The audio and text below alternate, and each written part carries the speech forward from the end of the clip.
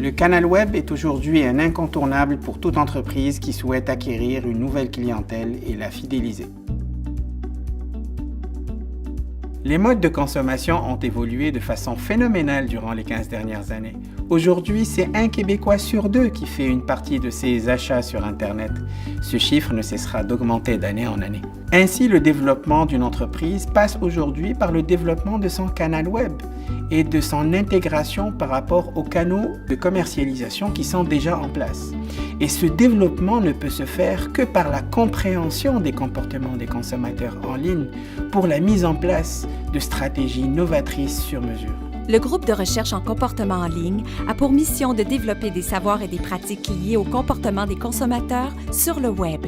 Que ce soit dans un contexte d'achat de produits et de services ou encore dans un contexte d'utilisation de systèmes d'information dans diverses organisations, nous cherchons à comprendre ce qui motive l'internaute. Cette compréhension passe par l'utilisation et le développement d'outils de mesure tant subjectifs qu'objectifs au diapason avec l'avancée rapide des nouvelles technologies. Par exemple, nous évaluons l'efficacité d'un site web par des échelles de mesure valides, mais également par des mesures objectives, comme par exemple l'analyse du mouvement oculaire, l'analyse de l'intensité cérébrale et l'analyse des émotions faciales.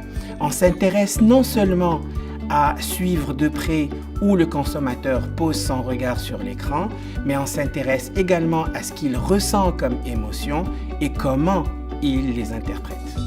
La faculté d'administration de l'Université de Sherbrooke possède des équipements novateurs et des installations permettant aux chercheurs d'utiliser des méthodes neuroscientifiques. Toute entreprise présente sur le web devrait atteindre deux objectifs principaux. Le premier, c'est accompagner le consommateur afin qu'il exécute la tâche qu'il souhaite faire sur le site web ou sur une application mobile avec le plus de succès possible.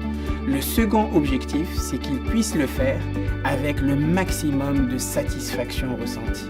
Dans mes recherches, je m'intéresse au processus de navigation et au processus décisionnel des consommateurs en ligne.